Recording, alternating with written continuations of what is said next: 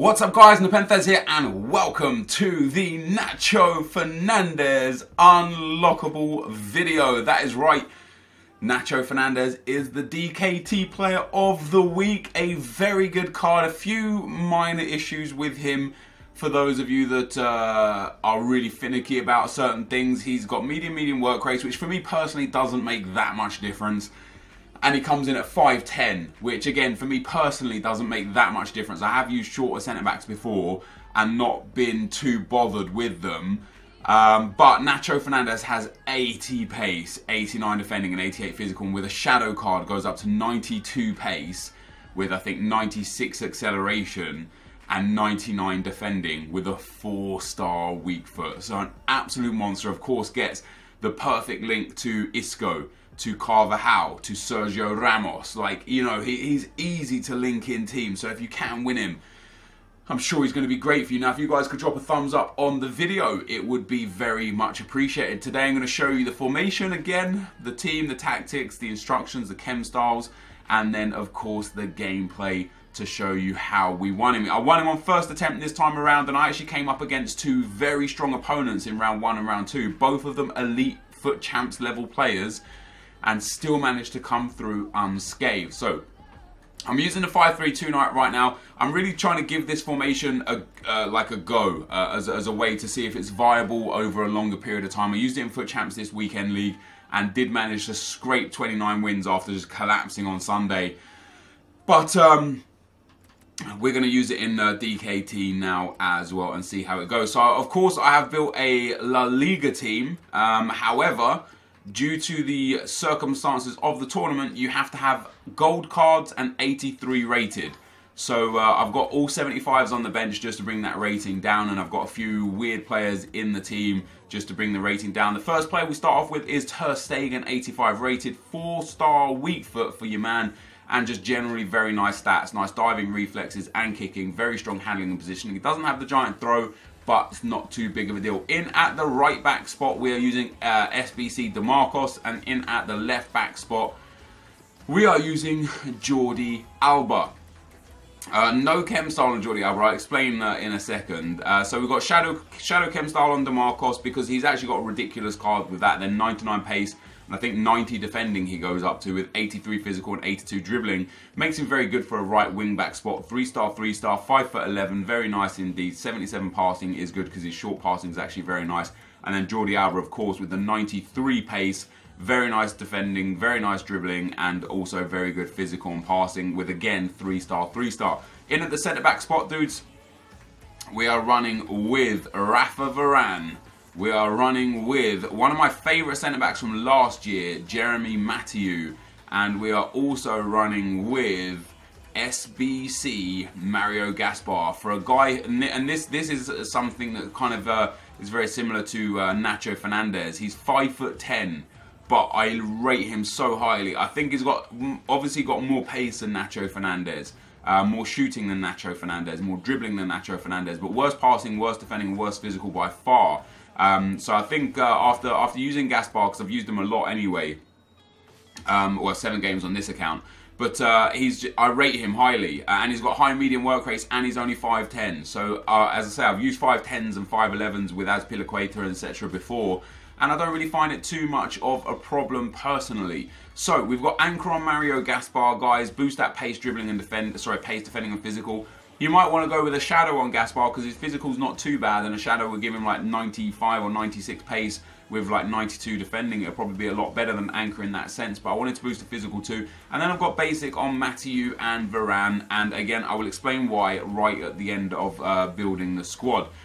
First centre midfield spot, guys, goes to another SBC card. We're throwing in SBC Luka Modric, our first big card to boost the rating. Of course, we've got all these 75s to bring it down.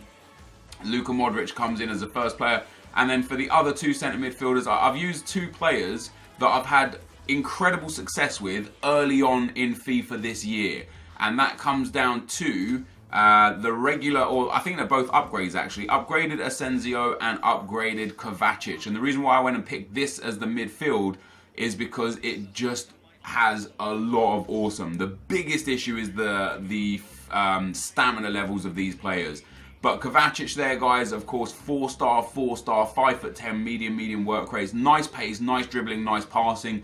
Not the best for shooting, defending, and physical, but the 4-star, he just comes in as a big player. And then Asensio as well, 4-star skill moves, medium work rates, 5'10", nice dribbling and passing, decent pace, and much better shooting. And then of course SBC Modric, high medium, another 4-star, ridiculous dribbling and passing, nice pace, great shooting, very well-rounded card to sit in there. And the reason why I like this midfield as well is because it's not too attacking. You know, medium, and high medium is just very nice for me. So that concludes the midfield, and you can see they're all on basic as well. And then up front, this is where the big guns come in. Up front, guys, we go with the best two players I had available to me that fit within the rating, and that is SBC Suarez and SBC Torres. So 5 SBC cards in this team, 1 in form and 5 base cards. As you can see in the top right, I'm probably going to put my face cam in the bottom right. If not, it says 183 in the top right. And this team is nice. Now, the reason why I went with basic with these dudes is because I didn't honestly expect to win the tournament first time. I thought, let me just try this team, let me keep basic chem styles, let me see if it's you know, if it works like this, let me see if this team is viable or if there's any problems. I actually wanted to test out the stamina levels of Asensio and of Kovacic and see how well players like Jordi Alba and DeMarcos did at right back and left back. But the team just performed so very well that I was like, you know what, why waste money on chem styles? Why waste chem styles? So we've literally got basic on Modric, basic on Asensio, basic on Kovacic, and on Alba, and on Varane, and Matthew, and indeed Ter Stegen. The only chem styles we've got is 2 hunters on Torres and Suarez, a shadow on DeMarcos, and an anchor on Mario Gaspar. And I just didn't want to put chem styles on them. There was a thread on Reddit that was talking about chemistry and chem styles and how, like, if you don't have chemistry, what you get is base card stats. Chem style should be seen as a boost. And even when you have basic chem style, players get a really nice boost. So Modric, for example, if I remember, I'll pop this on the screen for you. Modric's SBC card, coming in at 90 rated on basic chem style, actually moves up to a 93 rated centre midfielder, and he gets a nice pace boost, +3 in shooting, +3 in passing, +4 in dribbling, +3 in defending, and +2 on physical. So he actually goes from 75 to 76 pace, 81 to 84 shooting, 90 to 93 passing, 91 to 95 dribbling. He goes up to 80 defending and up to 72 physical, and it actually looks incredible. So I feel like definitely in the higher rated cards, the basic chem style might be more efficient than other chem styles. And then I just didn't want to put it on these dudes just to see how they played without it. It was kind of like a test to myself, an experiment to myself. And I'll be honest, I didn't notice or feel a difference. Take that as you will. For a custom tactics dude, I did nothing. I left offside trap on as well. I literally did nothing in custom tactics. I left it exactly the same. And for player instructions, I also did nothing. Everything is identical to how it came when we just started the you know, created the squad. I literally did nothing with this team, guys. So this is the team we used. Let's get into the gameplay. Okay, guys, as we go into the gameplay, the first opponent we come up against has got a 183, 4-3-2-1 team. He's already got the DKT Marquinhos, the DKT Pulisic, Aubameyang, Royce, Dembele. Very nice team with David Luiz, in form, Alonso and Begovic, Kante there. The only like kind of weak players in his whole team was potentially Rabiot and Pereira at right back, but even then, they're not too bad at all. Rabiot has got himself some quite well-rounded stats. And this game was pretty difficult to break my opponent down. He had a few chances hitting me on the counter with Pierre-Emerick Aubameyang, but just after the half-time whistle, we tried a few too many passes in the midfield. I stole the ball off of him. I waited for the right moment with Torres, eventually threaded Suarez through. He takes a great first touch with his right foot, gets that finesse shot on, and boom, into the top right-hand corner, the ball goes. And that was actually the only goal of the game. I managed to see out the rest of the game there, and my opponent in this game, he was very good. You can see from the match stats, I think they were quite even. I think I had a little more possession. Ter Stegen making 4 saves for me. As I say, a few of his chances were really good with Aubameyang. Even possession, I had a few more shots and mostly a few more shots on target, a little bit of passing but that was a tough game. Into game number 2, another 183 against Operate Fears.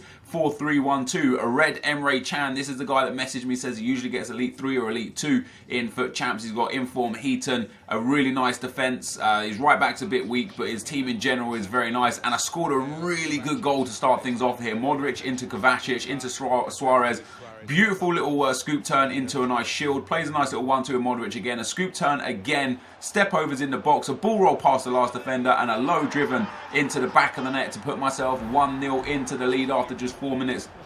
And then just a few minutes later, Torres wins the loose ball again in midfield. Plays it into Suarez. Back heels it to Kovacic. The ball goes back to Suarez. And again, that first touch, that control is just magnificent and really helped me towards getting the ball there to put it in the back of the net. So 2-0 the scoreline. A little bit arrogant from me in midfield. I gave up very easy possession there. I didn't have to do that. I tried a fake shot. I tried to just be too nice, too witty, just arrogant. I tried to be cocky. Lost the ball in midfield. Gave up easy possession and my opponent popped it in the back of the net. But then into the second half, we get a corner here. Asensio, lovely little bit of left trigger, right trigger dribbling. Finds Modric in the box. Modric lays it off one time. I got mad lucky to win the ball back there with Torres. It falls to Suarez, who slots that one home. And 3-1 is where this game ended. My opponent decided to rage quit just a little while after. And we go through to the semi-final. So very nice indeed. A hat-trick from Suarez in that game. Very nice play. This team was playing so very good. You can see there we had a little more possession. My opponent only had the 4 shots with the 1 on target. I had 6 shots with 5 on target and managed to pick up 3 goals. And into the semi-final, we'll come up against a 183, a 4-2-3-1 team. I looked at this team as so far the weakest I've played against.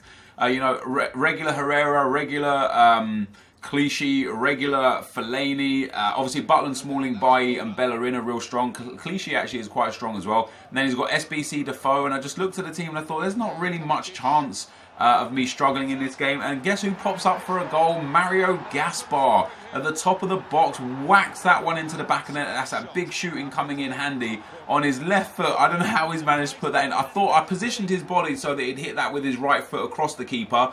It did what I wanted it to do going into that top corner. Wasn't with the foot that I initially wanted to get it with. And then we get a ball here with Suarez, a weak shot, but it falls to Torres and then eventually falls back to Suarez. And you could say the luck was on my side in this game. A couple of lucky deflections there going my way in the box. Could have stayed 1-0 at that point, and at 2-0 my opponent just got a little bit tilted, and then at half-time he decided he had had enough. So back-to-back rage quits as we move on into the final. You can see here I was dominating the game, much more chances, much more possession, only suffered 1 shot in the first 45 minutes. So we take that on into the final. Into the final, we'll come up against a 183 team, DKT, Marquinhos, Sigurdsson and Pulisic. Another one with Aubameyang up front, Marco Reus and Castro in there, Rabiot again, Luke Shaw, Chris Smalling. Really nice team. And of course he's already got 3 DKT players, so he's a very competent FIFA player in the DKT. I missed already, by the time you're watching this first clip, many opportunities with Fernando Torres. He missed a couple of low drivens that are usually bankers. He missed a finesse shot from just inside the box that you would usually see going to the back of the net. But eventually I got the goal, a little bit bouncing around on the edge of the box there. It falls to Asensio, who lays it off to DeMarcos. DeMarcos hits that low driven across the goalkeeper. It flies into the back of the net. And this, guys, was the only goal of the game. So 1-0 is how we ended up winning the tournament. And that gave us Nacho Fernandez on our first time of asking. 1,000 coins. There looks like there's about 1 million coins there, EA. Like, give me a little bit of a less coin stack when I don't actually have that many coins going into the bank. But 4 games done, an 88 rated team of the season, a usable team of the season as well. And I have a feeling you'll see a lot of Nacho Fernandez in the weekend league this coming weekend. I have a feeling you're going to see a lot of him. I have a feeling it's going to bump the price of Carvajal just because of that perfect link. But we get ourselves a nice 1-0 victory there, guys. You can see by the match stats, had dominated possession. Not really necessarily more chances than my opponent, but I held the ball well, was mainly getting countered, but because of the 5 at the back, I was able to very healthily see off my opponent's attacks. And there you have it, guys. Nacho Fernandez, that 4-star, weak foot, 5'10", medium work rates, great pace, very nice defending and physical. I feel like he's going to make a sensational centre-back. This, though, guys, is going to be the end of the video. If you did enjoy it, be sure to leave a like, rating, comment, and subscribe to my channel if you haven't already. But for now, guys, I'm out. Peace.